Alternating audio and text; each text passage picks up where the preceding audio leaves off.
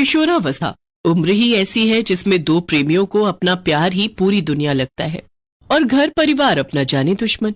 अगर कोई हंसकर दो मीठी बातें भी कर ले तो उसे उस इंसान से प्यार हो जाता है।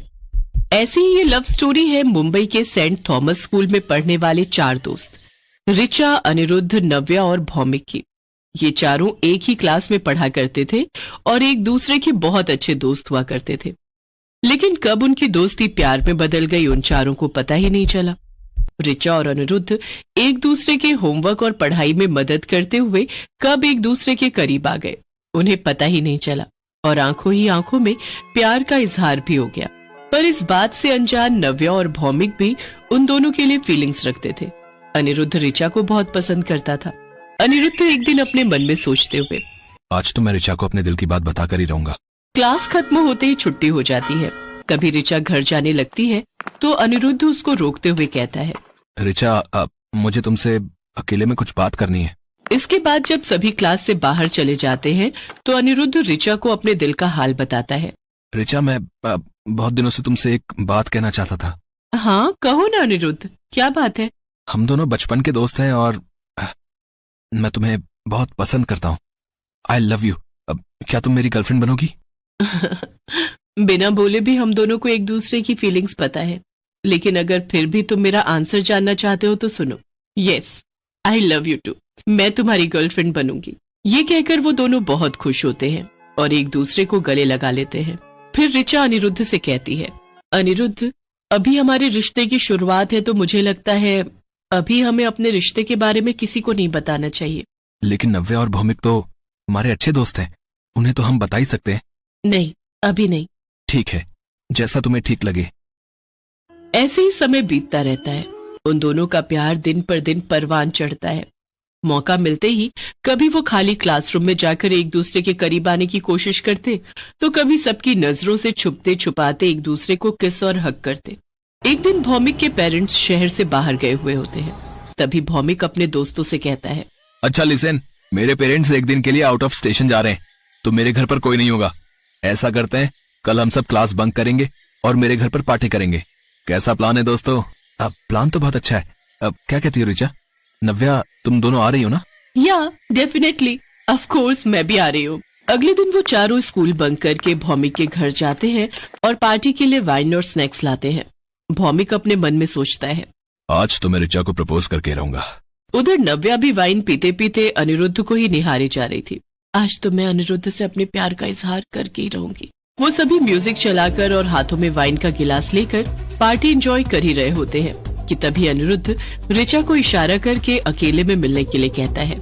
ऋचा जानबूझकर अपने कपड़ों पर वाइन गिराते हुए कहती है, ओह नो, मेरी ड्रेस, मैं अभी इसे साफ करके आती हूँ। हाँ रुको, मैं भी तुम्हारी हेल्प के लिए आता हूँ। फिर वो दोनों दूसरे रूम में जाकर एक दूसरे से अकेले में मिलते हैं और एक दूसरे को किस और हक करने लगते हैं और धीरे धीरे अपनी सारी हदें भूल जाते हैं। काफी देर होने पर भी जब वो दोनों नहीं आते तो भौमिक कहता है, यार ये दोनों कहाँ रह गए? अभी तक आए नहीं। चलो चलकर देखते हैं। नव्या और भौमिक उनको देखने के लिए जाते हैं। जैसे ही वो गेट खोलते हैं तो वो दोनों एक दूसरे के काफी करीब होते हैं।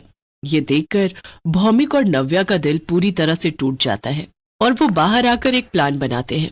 नव्या, मैं जानता हूँ कि तुम अनिरुद्ध से बहुत प्यार करती हो। अगर तुम मेरा साथ दोगी तो तुम्हें तुम्हारा प्यार मिल जाएगा और मुझे मेरी ऋचा। ये कैसे पॉसिबल है भौमिक? वो दोनों तो एक दूसरे से प्यार करते हैं ना, तो फिर हमें हमारा प्यार कैसे मिलेगा? नव्या, तुम मुझ पर भरोसा रखो और मेरा साथ देती जाओ, फिर देखो मैं क्या करता हूँ। ठीक है, मैं तुम्हारे साथ हूँ। फिर जैसा भौमिक ने सोचा था उसने बिल्कुल वैसा ही किया।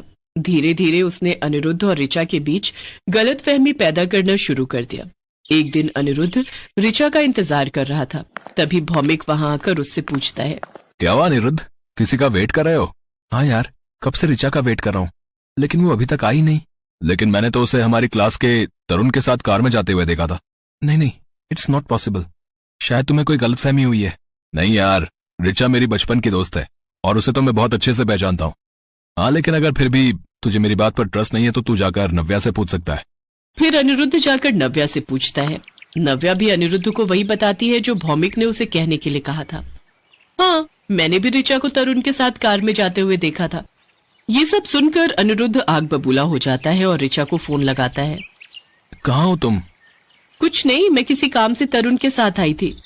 आखिर ऐसा कौन सा काम आन पड़ा जो तुमने मुझे बताना जरूरी नहीं समझा? अनिरुद्ध, मुझसे ऐसे बातें क्यों कर रहे हो? कुछ हुआ है क्या? कुछ दिनों तक अनिरुद्ध ऋचा से बिल्कुल भी बात नहीं करता। इन सब से परेशान होकर एक दिन ऋचा अनिरुद्ध के घर जाकर उससे कहती है, क्या मुझसे कोई गलती हो गई अनिरुद्ध, जो तुम मुझसे बात नहीं कर रहे? मुझे ये जानना है कि तुम तरुण के साथ कार में क्यों गई थी?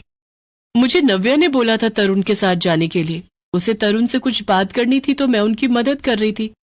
ऋचा, तुम कब से झूठ बोलने लगी? नव्या तो वहां मेरे साथ ही थी। अगर उसे तरुण से कुछ काम होता तो वो खुद ही मुझसे कह देती। वैसे भी इतना झूठ सुनने के बाद अब मुझे लगता नहीं कि मैं तुम्हारे साथ रह पाऊंगा। हमें अपना रिश्ता यहीं खत्म कर देना चाहिए। अनिरुद्ध, बिना सच जाने तुम इतना बड़ा फैसला कैसे ले सकते हो? ऐसा ना हो बाद में तुम्हें अपने इस फैसले पर पछताना पड़े। और अगर किसी रिश्ते में प्यार और ट्रस्ट ही ना हो तो वो रिश्ता ज्यादा नहीं चल सकता। और हमारे रिश्ते में भी प्यार और ट्रस्ट खत्म हो चुका है।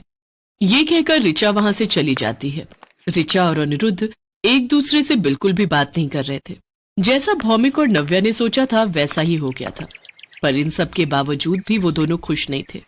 उन्हें इस बात का एहसास ही नहीं था कि ऋचा और अनिरुद्ध को अलग करने के चक्कर में वो दोनों एक दूसरे के करीब आ गए थे।